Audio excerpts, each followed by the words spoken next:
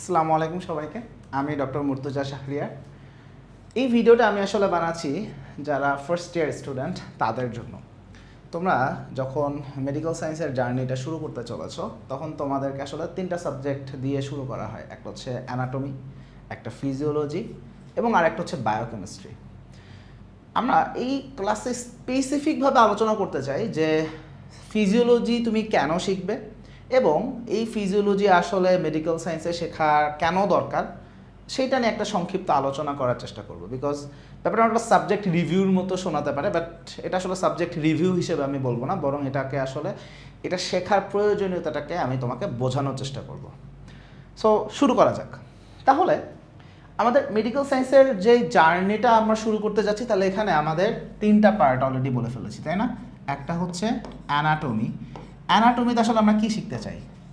অ্যানাটমিতে আমরা শিখতে চাই একটা হিউম্যান বডির গঠনটা আসলে কেমন। So let's learn about the human structure. তাহলে এখানে আমরা স্ট্রাকচার নিয়ে পড়ব। এই যে স্ট্রাকচার নিয়ে আমরা আসলে পড়ি, স্ট্রাকচারটা দুইভাবে আলোচনা আসবে। একটা হচ্ছে খালি চোখে দেখতে কেমন। সো একটা হচ্ছে নেকেড আই বা খালি চোখে কিভাবে দেখা যাচ্ছে স্ট্রাকচারটা কেমন, আরেকটা হচ্ছে আন্ডার দ্য মাইক্রোস্কোপ, মাইক্রোস্কোপের নিচে স্ট্রাকচারটা কেমন। সো যেটা খালি চোখে আমরা দেখতে পাই সেটা হচ্ছে গ্রস অ্যানাটমিতে আলোচনা করা হয়, আর যেইটা আমরা আন্ডার দ্য মাইক্রোস্কোপ দেখি সেটাকে আমরা হিস্টোলজিতে আলোচনা করা হয়। তাহলে গ্রস অ্যানাটমি আছে, হিস্টোলজি আছে। তবে আমাদের আজকে আলোচনা অ্যানাটমি নিয়ে না, সো আমি অ্যানাটমি নিয়ে খুব বেশি একটা কথা বলবো না। সেকেন্ড যেটা, সেটা হচ্ছে আমাদের ফিজিওলজি। এবং থার্ড যেই সাবজেক্টটা আমাদেরকে পড়তে হয় সেটা হচ্ছে বায়োকেমিস্ট্রি। বায়োকেমিস্ট্রি। সো বায়োকেমিস্ট্রিতে আমরা আসলে কী পড়ি? খুব সহজভাবে বলে দেখো, আমাদের যে পুরা বডি দেখতেছো, এটা মলিকুলার লেভেলে তুমি এটাকে অ্যানালাইসিস করো, যে এখানে যে তুমি যে স্কিন দেখছো, এখানে যে মাসলগুলো আছে, এগুলো তো কোনো না কোনো মলিকিউল দিয়ে তৈরি হচ্ছে। এখানে কোনো প্রোটিন আছে, তাই না? এখানে কোনো না কোনো কার্বোহাইড্রেট হয়তো বা আছে, লিপিড আছে। আমাদের হিউম্যান বডিতে আসলে মলিকুলার লেভেলে ডিএনএ কিভাবে তৈরি হচ্ছে, ডিএনএটা কেমন, আরএনএ কেমন, তারা কিভাবে ফাংশন করে, মলিকুলার লেভেলে আমাদের স্ট্রাকচারাল প্রোটিনগুলো কেমন, এনজাইম কারা কারা, তারা কিভাবে ফাংশন করে, এবং আমরা যে খাবার খাই সেই খাবারটা কিভাবে বডিতে ডাইজেস্ট হচ্ছে, বা সেইটা ডাইজেস্ট হওয়ার পরে যেই প্রোডাক্টগুলো আলটিমেটলি বডির জন্য রেডি হয়, লাইক অ্যামিনো অ্যাসিড বা কার্বোহাইড্রেট বা লিপিড, ভেঙে ভেঙে যে ছোটো ছোটো টুকরাগুলো আসে সেটাকে আমাদের বডি কীভাবে ইউটিলাইজ করে, এই আলোচনাগুলো আসলে বায়োকেমিস্ট্রিতে করে। সো এভাবে বলতে পারো যে মলিকুলার লেভেলে বডিতে কী হচ্ছে সেই আলোচনাটা বায়োকেমিস্ট্রিতে। তাহলে ফিজিওলজিতে কি? ফিজিওলজিতে আমরা আসলে কী আলোচনা করি? ফিজিওলজিতে আমরা আসলে যে আলোচনা করি সেটা হচ্ছে আমাদের বডি ফাংশন করে কিভাবে। আমাদের বডি ফাংশন করে কিভাবে। How does our body function. ফাংশনটা কীভাবে হচ্ছে? সহজ কথা, লাইক ফাংশন বলতে আমি আসলে কী বোঝাচ্ছি, সহজভাবে তুমি চিন্তা করো। মনে করো তোমার হার্টের কাজ কি? হার্টের মূল কাজ হচ্ছে পুরা বডি থেকে সে ব্লাড কালেক্ট করবে, যেই ব্লাডের মধ্যে কার্বন ডাইঅক্সাইড আছে, সেই ব্লাডকে সে কালেক্ট করার পরে লাংসে পাঠাবে, যেখানে কার্বন ডাইঅক্সাইড বের হয়ে যাবে এবং অক্সিজেন এন্ট্রি করবে ব্লাডের মধ্যে। সেই ব্লাডকে আবার হার্ট তার কাছে নিয়ে আসবে, নিয়ে এসে এবারই অক্সিজেন সমৃদ্ধ যে ব্লাড, অক্সিজেনেটেড যে ব্লাড, এটাকে সে পুরো বডিতে আবার সাপ্লাই করবে। পুরো বডিতে যখন সে সাপ্লাই করে দিবে তখন কি হবে? আমাদের যে সেলগুলো আছে তার যে অক্সিজেন প্রয়োজন ছিল সেইটাকে সেই ডিমান্ডকে সে ফুলফিল করবে। অ্যাট দ্য সেম টাইম আমাদের আরও কিছু নিউট্রিশনাস কিছু সাবস্টেন্স আছে বা আরও কিছু কম্পোনেন্টস আছে যেটা আসলে বডির এক জায়গা থেকে আরেক জায়গায় পাঠানো দরকার, সেটারও একটা যোগাযোগ মাধ্যম হিসেবে কাজটা হয়। সো আলটিমেটলি সার্কুলেশন মেনটেন হবে। সো হার্টের মূল কাজটাই তাহলে ব্লাডকে পাম্প করা। It will pump the blood.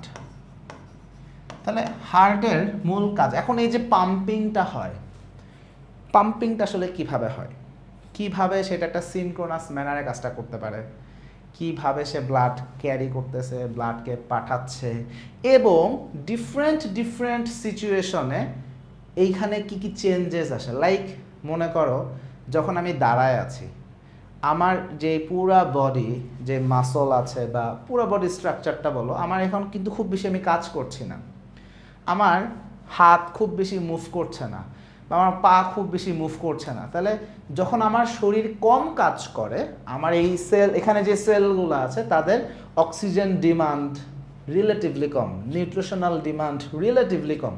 But এখন যদি আমি মনে করো জিমে যে এরকম করে মনে করো এখন ব্যায়াম করা শুরু করি, দৌড়াদৌড়ি শুরু করি, তাহলে কি আমার পুরা বডি অ্যাক্টিভেটেড হয়ে যাচ্ছে, ওই মোমেন্টে সেলগুলো বেশি বেশি করে কাজ করবে, অ্যান্ড দ্যাট মোমেন্ট অক্সিজেনের ডিমান্ড বেশি, নিউট্রিশনের ডিমান্ড বেশি।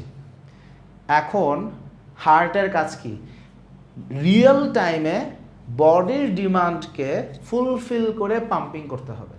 বসে থাকা অবস্থায় আমার অল্প ব্লাড দরকার, সে অল্প ব্লাড পাঠাবে, কাজ করার সময় বেশি ব্লাড দরকার, সে বেশি ব্লাড পাঠাবে। তাহলে হার্ট সবসময় এরকম না যে একটা কনস্ট্যান্ট পেসে বা কনস্ট্যান্টভাবে সে ব্লাডকে আসলে সাপ্লাই দেয়, বরং সময়ের সাথে সাথে এটা আপ ডাউন হইতে পারে।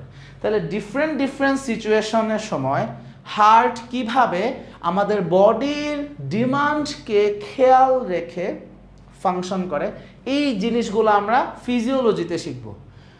তাহলে এই যে বিভিন্ন ফ্যাক্টর, এনভায়রনমেন্টাল ফ্যাক্টর হতে পারে, বডির মধ্যকার কোনো ইভেন্ট হতে পারে, তাহলে এই জিনিসগুলো আমাদের হিউম্যান বেসিক যে নিডসগুলো আছে, বায়োলজিক্যাল নিডস, এইটার অনুযায়ী ডিফারেন্ট ডিফারেন্ট টাইমসে বডি কিভাবে ফাংশন করে, সেই নিডসগুলোকে পূরণ করে, এই পুরা মেকানিজমটাই আসলে আমরা ফিজিওলজিতে আলোচনা করি। লাইক আমি হার্ট দিয়ে বললাম, ব্লাড দিয়েও চিন্তা করা যেতে পারে ব্যাপারটা। যেমন ব্লাড দিয়ে কীভাবে চিন্তা হইতে পারে, মনে করি আমাদের বেসিক্যালি ব্লাড প্রোডাকশন হয় হচ্ছে বোন ম্যারোতে, অ্যাডাল্ট লাইফে সকল স্টেজে বোন ম্যারোতে হয় এরকম না, বাট একটা অ্যাডাল্ট পারসন লাইক মি, আমার বডিতে ব্লাড তৈরি হচ্ছে কোথায়, from the bone marrow. So মনে করি যে আমার যে বোন ম্যারো, এইখান থেকে ব্লাড সিনথেসাইজড হয়, তাহলে এখান থেকে ব্লাড সিনথেসাইজড হচ্ছে। এখন এই যে ব্লাড সিনথেসিস বা ব্লাড তৈরি হওয়ার যে ব্যাপারটা, like bone marrow is like the factory. এখন তৈরি করতে গেলে তো কিছু কাঁচামাল লাগে, তাহলে আমাদের এই যে আমাদের ব্লাড কর্পাসেলসগুলো আছে, এগুলো প্রোডাকশনের জন্য আমাদের আসলে অনেক কিছু দরকার। আমাদের এখানে বিভিন্ন রকম নিউট্রিশনাল কাঁচামাল দরকার, কিছু নিউট্রিশনাল সাপোর্ট দরকার, অনেক কিছুই লাগে, লাইক আয়রন লাগে, তারপরে আমাদের ভিটামিন লাগে, কিছু ভিটামিন বি আছে, মনে করি ভিটামিন B12, আরও অনেক কিছুই লাগে আসলে। এই কাঁচামালগুলোকে কিভাবে ইউটিলাইজ করে ব্লাড তৈরি হওয়ার জন্য যা যা লাগে, এই পুরো প্রসেসটা আমরা ফিজিওলজিতে আলোচনা করব। এবং এই ব্লাড কিভাবে ফাংশন করে, ব্লাডের ফাংশন কি, ডিফারেন্ট সিচুয়েশনে কিভাবে সেটা আমাদের বডির নিডসকে পূরণ করার চেষ্টা করে, আমাদের বডি নর্মাল অবস্থাতে কিভাবে ব্যাপারগুলোকে ডিল করে, এই আলোচনাটা আমরা ফিজিওলজিতে করি। যেমন একটা উদাহরণ দিই তোমাদেরকে, মনে করো তুমি যখন সমতল ভূমিতে আছো, এখানে অক্সিজেনের যে কনসেন্ট্রেশন, সেটা মোটামুটি খুব ভালো একটা কনসেন্ট্রেশন থাকে এবং খুব অপটিমাম একটা কনসেন্ট্রেশন, খুব একটা সমস্যা হয় না। এই মোমেন্টে আমার অক্সিজেন যা দরকার মোটামুটি তাই পাই, আমার বডি একটা নর্মালভাবে চলতেছে। কিন্তু এই তুমি যখন পাহাড়ে চলে যাবা, লাইক তুমি চিন্তা করলা এখন থেকে তুমি আর বাংলাদেশে থাকবা না, তুমি এখন নেপালে চলে যাবা, তুমি এভারেস্টে থাকবা। মাউন্ট এভারেস্টের অনেকগুলা গুহা টুহা আছে, মনে করো তুমি ঠিক করলে তুমি 1 বছরের জন্য এখন গুহায় চলে যাবা। তো তুমি এখন কি, তুমি দৌড়ায় যেভাবে হোক মাউন্ট এভারেস্টে চলে গেলা, তুমি ঠিক করলে যে এখন থেকে তুমি এইখানে 1 বছর থাকবা। ভালো কথা, এই যে তুমি মাউন্ট এভারেস্টের চূড়ায় উঠলা, এইখানে অক্সিজেন কনসেন্ট্রেশন সমতলের অক্সিজেন কনসেন্ট্রেশনের সমান না। এই জায়গায় অক্সিজেনের যে কনসেন্ট্রেশন এনভায়রনমেন্টে সেটা কম। এখন এনভায়রনমেন্টে যখন অক্সিজেনের কনসেন্ট্রেশন কম, তার মানে তো এই না যে আমার দেহে অক্সিজেনের যে নিডস সেটা কমে গেছে। আমার দেহে অক্সিজেনের নিড যা ছিল তাই আছে, অথবা বেড়েও যেতে পারে because of the extreme environment.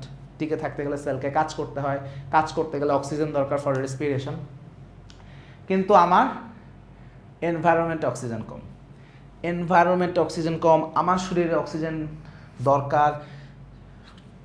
তখন আমার বডি এইখানে কিভাবে বেঁচে থাকবে, কিভাবে সেটা ফাংশন করবে? তখন আমার বডি ঠিক করে যে ঠিক আছে, আমার আরবিসি বা রেড ব্লাড সেল প্রোডাকশনকে বাড়াই দিব। আমাদের বডি তখন চিন্তা করে কি, I will produce more red blood cell. আরও বেশি বেশি রেড ব্লাড সেল তৈরি হলে আমার লাভটা কি?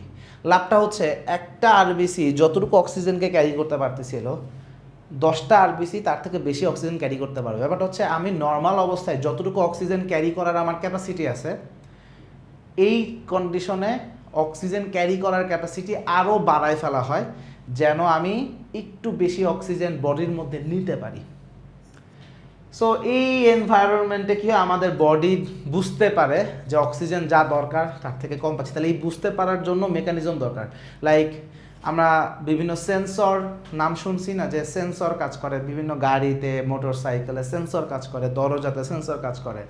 এই বডির মধ্যেও এই যে অক্সিজেন কমে গেল, অক্সিজেন অভাব, এটা সেন্স করতে পারে। সেই সেন্সরি মেকানিজমগুলো রয়েছে, এবং তারা যখন সেন্স করতে পারে তারা সেটাকে প্রসেস করে যে ঠিক আছে এটা কম, কিভাবে এটাকে বাড়াবো। সো বডির মধ্যে সেই মেকানিজমগুলো আছে যে সে আরবিসি প্রোডাকশনকে বাড়ায় দিবে। এই আরবিসি প্রোডাকশন কোথায় বাড়বে? ইন দ্য বোন ম্যারো, কারণ বোন ম্যারোতেই রেড ব্লাড সেল প্রডিউস হয়। তাহলে এইখানে বোন ম্যারো আমাদের প্রোডাকশনকে বাড়ায় দিবে, এবং বোন ম্যারো যে প্রোডাকশনকে বাড়ায় দিবে এটা একটা হারমোনি মেনটেন করে হতে হবে, এবং এটা বাড়ানোর জন্য একটা নির্দিষ্ট মেকানিজম আছে। এখানে আরও বিভিন্ন হরমোন চলে আসবে। ব্যাপারটা খুবই ইন্টারেস্টিং একটা জিনিস। সো যখন আমি এই সিস্টেমটা কিভাবে ফাংশন করে সেইটা বুঝবো, তখন আমার জন্য এগুলো আন্ডারস্ট্যান্ড করা ইজি হয়েছে। তাহলে এই যে ঘটনাগুলো, যে এক্সট্রিম এনভায়রনমেন্ট হতে পারে, নর্মাল এনভায়রনমেন্ট হতে পারে, ডিফারেন্ট সিচুয়েশন হতে পারে, তখন আমাদের বডির নিড অনুযায়ী বডি কিভাবে ফাংশন করে তার নিডসগুলোকে পূরণ করার চেষ্টা করে, এই ডিটেইলড আলোচনা ফিজিওলজিতে করা হয়। এবং এই ডিটেইল আলোচনা ফিজিওলজিতে করা জাস্ট জানার জন্য জানতেছি ব্যাপারটা এরকম না, বরং এগুলো প্রত্যেকটা জিনিসের ফার্দার অ্যাপ্লিকেশন আছে। অ্যাপ্লিকেশনটা কীরকম? যখন আমরা ফার্স্ট ইয়ার সেকেন্ড ইয়ার পার করে ফেলবো, এরপরে আমরা নতুন লাইক থার্ড ইয়ারে আসতেছি, ফোর্থ ইয়ারে আসতেছি, তখন আমরা নতুন নতুন সাবজেক্ট শিখবো, যেমন ফার্মাকোলজি, যেমন আমরা পড়বো প্যাথোলজি,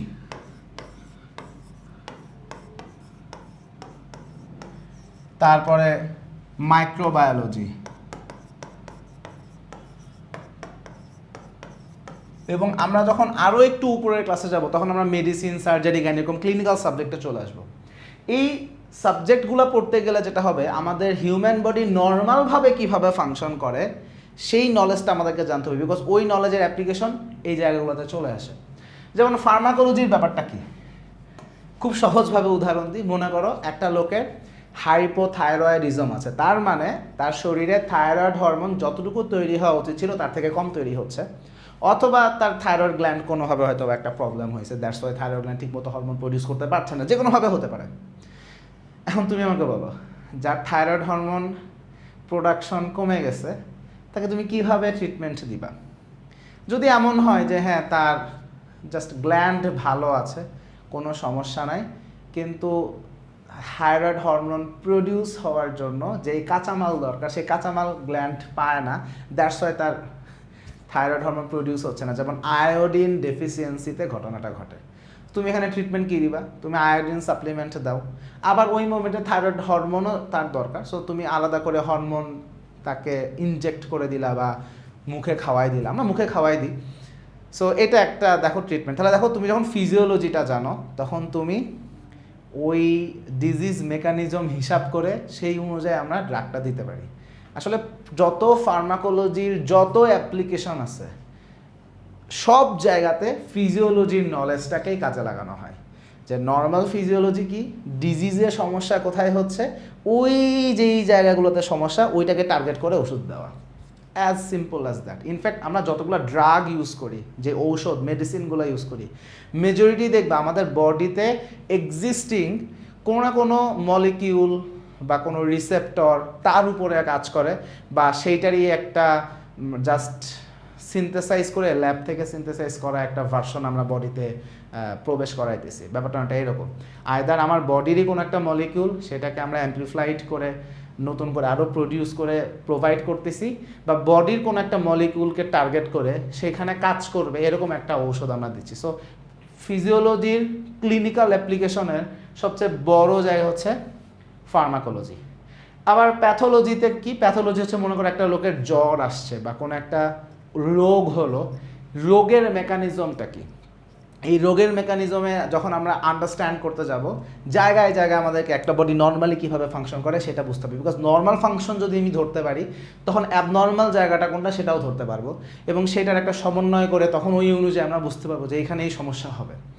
যেমন মনে করি যে আমাদের স্টোমাক কীভাবে ফাংশন করে এটা আমি জানি, স্টোমাকের একটা ক্যান্সার কীভাবে হলো সেটাও আমি জানি, তখন স্টোমাকে ক্যান্সার হলে এটার জন্য কি কি প্রবলেম হবে।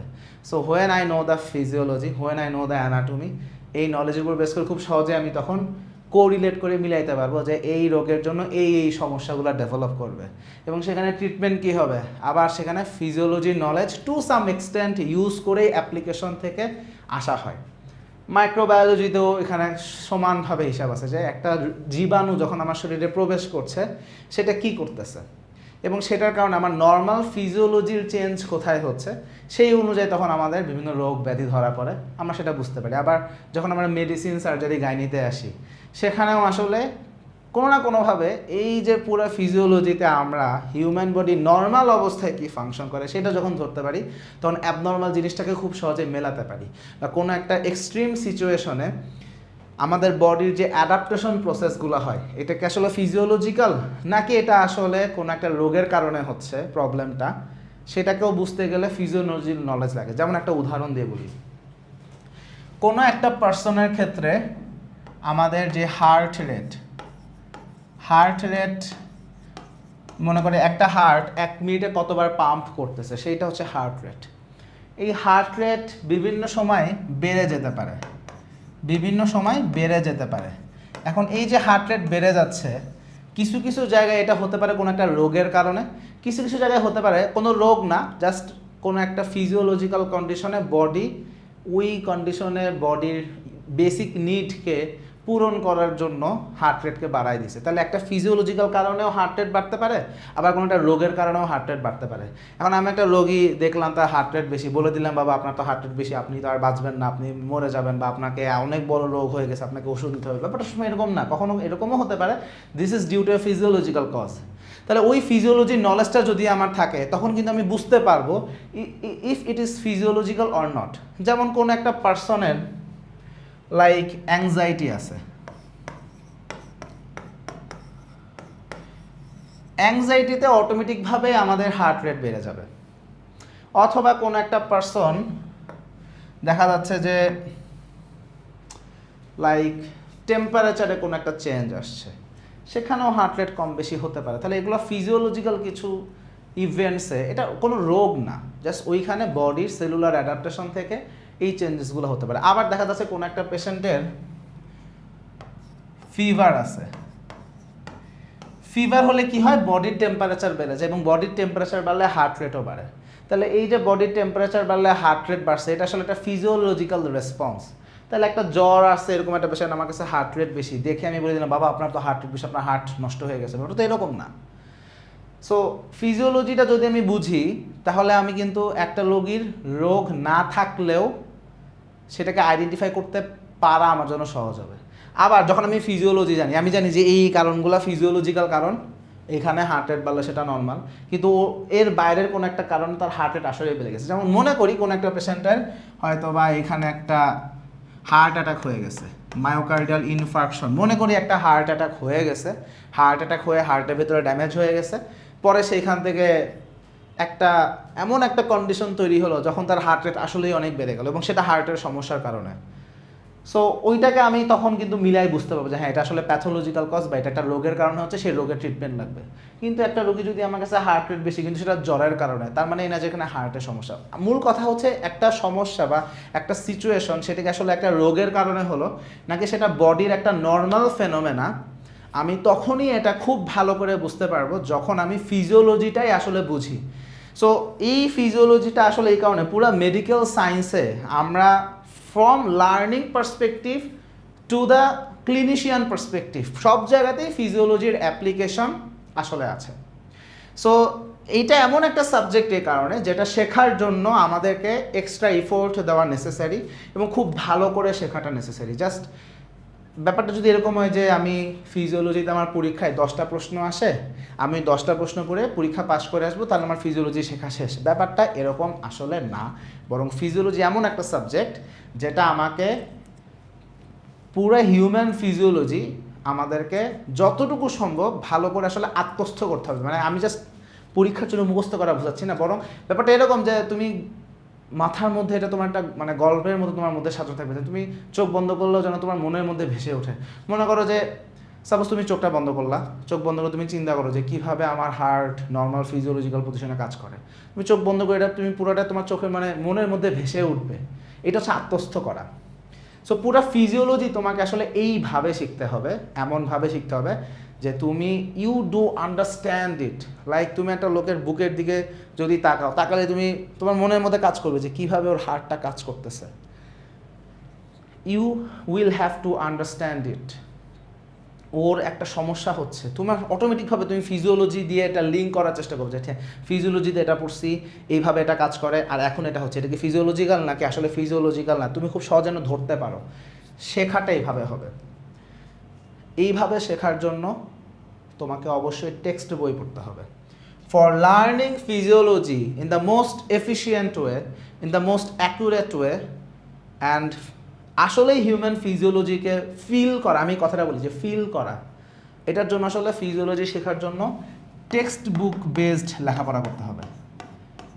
Text book based. কেন আমি টেক্সট বুক বেসড পড়ালেখার কথা বলছি? দেখো আমাদের মেডিকেলে আনফর্চুনেট একটা ব্যাপার হচ্ছে, আমরা সবাই মেডিকেলে ঢুকি ডাক্তার হওয়ার জন্য, আমাদের এইম ইন লাইফ ছিল টু বি এ ডক্টর।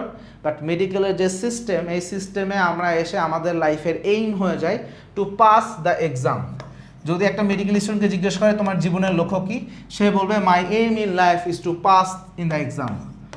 তাহলে পাস ইন দ্য এক্সাম। হ্যাঁ, আমার এক্সাম আছে, আইটেম আছে, কার্ড আছে, টার্ম আছে, প্রফ আছে, আমি এগুলো পাস করতেছি, আমার জীবনের লক্ষ্য এটা। প্র্যাকটিক্যালি এরকম হয়ে যায়। এখন এইটা যখন হয়ে যায় তখন হয় কি, এক্সামে যা লাগে শুধু সেটা পড়ে। এক্সামের জন্য 10টা প্রশ্ন পড়লে হয়ে যায়, তাহলে ওই 10টা প্রশ্ন পড়বো। এক্সামের জন্য এই কোশ্চেনগুলো পড়তে হয়, তাহলে এইটুকু পড়বো।